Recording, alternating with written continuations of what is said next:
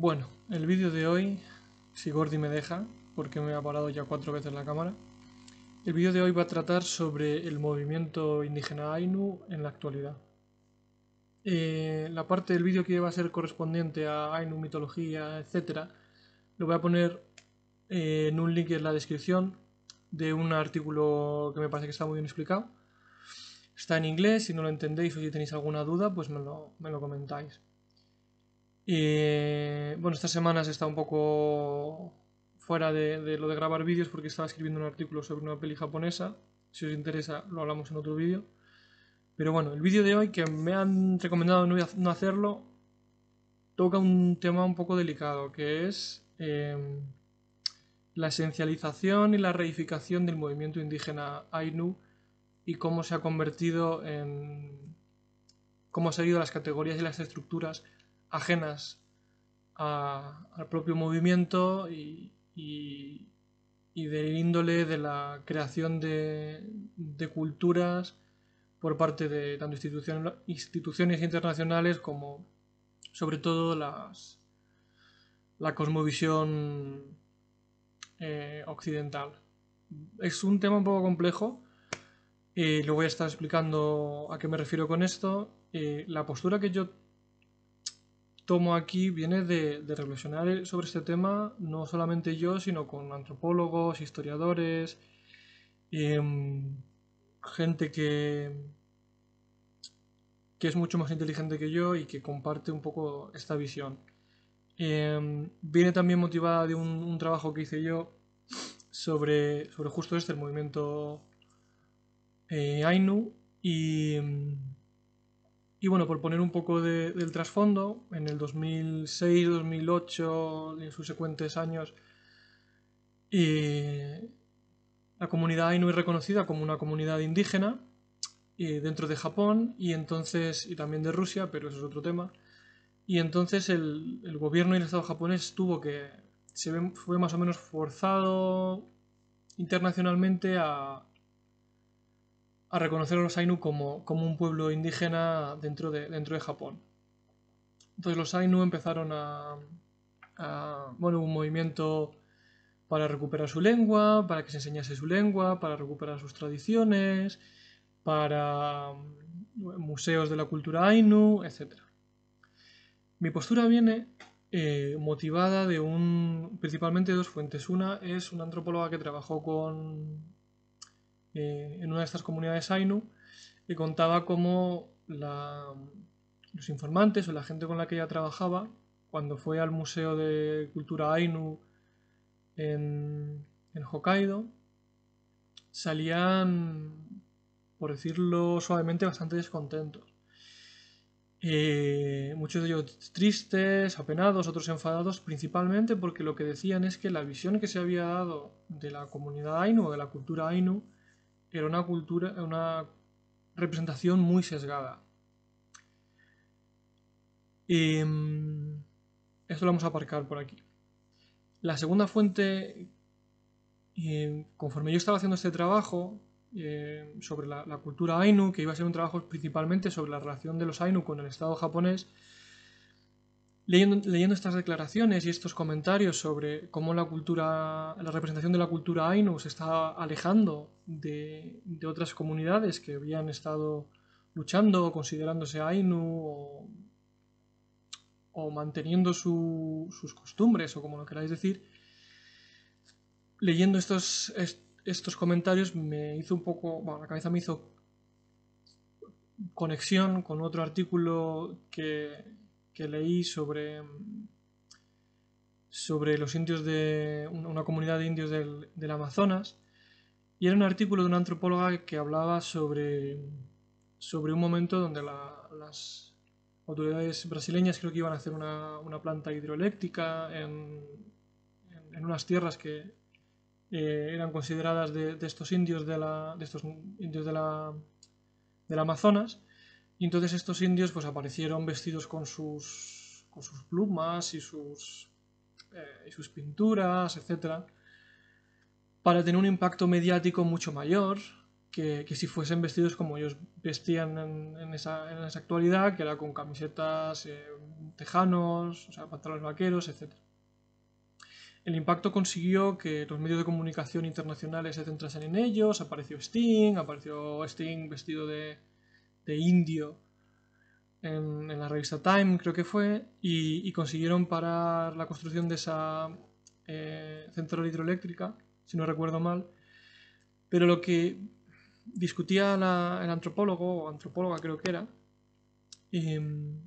era cómo por defender su comunidad y su cultura, cómo estos indígenas habían entrado en el juego occidental de representarte a través de la mirada de los otros, representarte como no el indígena que eres en ese momento, sino, esto está muy simplificado, sino el indígena que te ha construido otro. Y se lamentaba un poco la antropóloga, si puedo pongo la referencia en la descripción, se lamentaba un poco de cómo la necesidad había llevado a estos indígenas a reificarse, pero además dentro de la visión y de las expectativas occidentales. Entonces, como nota al pie de página, ¿a qué me refiero cuando hablo de reificación y de esencialización? Es el coger algo, la reificación o la esencialización es cuando coges algo que es dinámico, plural, polifónico y lo conviertes en una cosa, en algo que es un monolito, que es inmutable. Por ejemplo, cuando se habla de cultura, la cultura japonesa o la cultura Ainu, entendida como algo inmutable, que no se mueve, que es monolítica, que es como es porque es esencial. Cuando las culturas, las sociedades, etcétera, son productos de la acción humana, son productos de diferencias de poder, de discursos, de cambios en las ideologías, de una construcción histórica y que tiene que ver con cosas que hacen los seres humanos y que no está ahí porque sea inamovible. Eso es cuando hablo de reificación o cuando diga esencialización me estoy refiriendo a esto. Entonces, el movimiento Ainu, que se celebró cuando fue reconocido como movimiento indígena, yo reconozco que también lo celebré porque me pareció que era un avance y que era una forma también de reconocer a esa comunidad. Tiene la complejidad, entonces, que una vez ha sido reconocido, primero para ser reconocido y segundo para seguir funcionando en las normas que se han impuesto desde el exterior, desde las instituciones internacionales, tiene que transformarse en algo que no es esa cultura fluida, que no es esa cultura polifónica, sino que es una cultura que se va convirtiendo cada vez más en una cosa, en un algo monolítico. Y lo que se está viendo cuando se observa a estas personas de comunidades Ainu de 90, 70, 80 años que van a estos museos y no se ven reconocidos, es que la cultura Ainu, como se está representando, no debemos obviar que es también una lucha y un enfrentamiento de poder. Ciertas comunidades, ciertos grupos dentro de la amplísima cultura Ainu son los que están diciendo qué lengua es la lengua Ainu, son los que están diciendo qué aspecto, qué tatuajes o qué estética o qué costumbres son las puramente Ainu, dejando de lado toda esa pluralidad que existía. Y además, junto con esa no fragmentación, sino todo lo contrario, sino con esa centralización de ese movimiento, se está además volviendo el movimiento algo mucho menos cambiante, mucho menos mutable, sino algo construido. Más allá, que encima es algo construido para los ojos de otros que no son la propia comunidad. Para los ojos de las instituciones internacionales o de Japón. Y entonces en ese artículo que yo escribí, yo me lamentaba un poco sobre esa doble tendencia, a convertir la cultura en algo inmutable e innegociable, pese a que haya O sea, lógicamente la construcción de esa cultura está siendo negociada con más o menos golpes, pero al final la idea, el objetivo, la tendencia y el objetivo es que sea algo inmutable que no se puede negociar. Y la otra parte por la que yo me lamentaba es esa que os decía de que encima se está haciendo con las reglas y la reconfiguración de algo que es ajeno a la propia cultura comunidad Ainu. Claro, lógicamente cuando yo he discutido esto con gente que se siente más afín por procedencia, se sienten indígenas, se sienten nativos, ellos me decían que son estrategias de supervivencia. Y lógicamente yo no estoy aquí para decirle ni a los Ainu ni a nadie que esté en su proceso de construcción de la cultura, no estoy para decirles si lo tienen que hacer o no lo tienen que hacer. Pero espero que se me permita el comentario de por lo menos decir que me desagrada no por su parte, porque ellos lo que están intentando hacer es conseguir esa permanencia, sobre todo en situaciones en las que han sido asesinados, desplazados, etcétera, como ya veíamos en el anterior vídeo. Pero sí lamentarme cómo para la supervivencia de esa cultura o para la supervivencia de su comunidad como una cultura va a sobrevivir como algo que no era lo que era antes.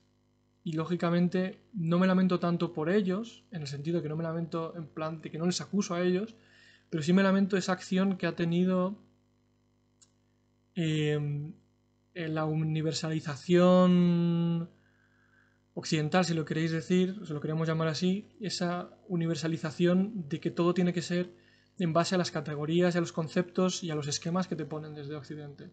Y si tú quieres ser una cultura, si tú quieres ser una comunidad cultural, vas a serlo según te dictaminen unos señores en otro país. Bueno, no me quiero meter mucho más en esto. Yo creo que lo intento explicar lo mejor posible y resumirlo en esos 2 puntos. Creo que da lugar para mucho debate y por eso me debatía yo con mis asesoras, entre comillas, mis consejeras, de si ponerlo o no ponerlo. Y lo he querido poner más que nada porque creo que me gustaría saber lo que opináis vosotros, pero también si hay muchas lagunas en mi razonamiento me lo explicaseis con tranquilidad y buenas formas, y si no, pues sin buenas formas. Y luego además creo que esto es interesante porque no es una cosa única en Japón y con los Ainu. Pasa con todas las comunidades que se sienten marginadas o apartadas dentro de otra comunidad mayor y que intentan reconfigurarse. Me acordaba estos días cuando estaba pensando en hacer el vídeo de una historia que me contó un compañero de facultad que creo que él era vasco o navarro, y entonces me contaba cómo andando por Navarra un día por un caserío, no sé si la historia es verídica, él me la contó. Hablaba con un señor mayor de 80 años que hablaba el euskera y que hablaba muy poquito castellano. Y entonces este chico le preguntó por qué pensaba ahora de la lengua del euskera, que tenía su Real Academia, etc. Y el señor le dijo, me van a decir a mí, después de 80 años, cómo tengo que hablar el euskera, porque le decían que parte de las irregularidades que estaba usando él, que no se aceptaban. Lógicamente no estoy aquí para dar soluciones de qué se debe hacer, simplemente, bueno, pues reflexionar un poco de cómo estamos construyendo actualmente nuestras comunidades y qué voces estamos primando, qué voces estamos ignorando y cuál es nuestro papel, si tenemos que tener alguno, cuál es nuestro papel a la hora de aproximarnos a estas cuestiones. Bueno, muchas gracias por escucharme a mí soltando mis propias reflexiones. No quedan muchos más vídeos en el sentido que no tengo muchas preguntas más. Sigo esperando que me... Buah, forever alone. Pero sigo esperando que me contéis más cosas sobre los ritos y lo que os parece, o incluso de este vídeo. Y el siguiente vídeo que quiero hacer, tengo que contestar a la pregunta de Federico sobre por qué es tan popular el manga en Japón y que defina un poco lo que es, que me gustaría hacerlo esta semana. Y Pablo me preguntó historias sobre plagas o algo así en Japón, y entonces tengo un vídeo pensado que es un poco más positivo en el sentido que va a ser sobre la fundación de Kioto. ¿Y por qué se fundó Kioto? Que fue por una serie de pestes y de crisis en la anterior capital, que fue Nara, cómo se decide fundar esa nueva ciudad en Kioto. Y creo que más allá no me habéis propuesto más vídeos. Me gustaría que me dejaseis recomendaciones, porque si no voy a empezar a hablar de lo que a mí me dé la gana y os voy a aburrir, porque a lo mejor hablo de cosas que no os interesan a ninguno. Bueno, muchas gracias y cuidaos.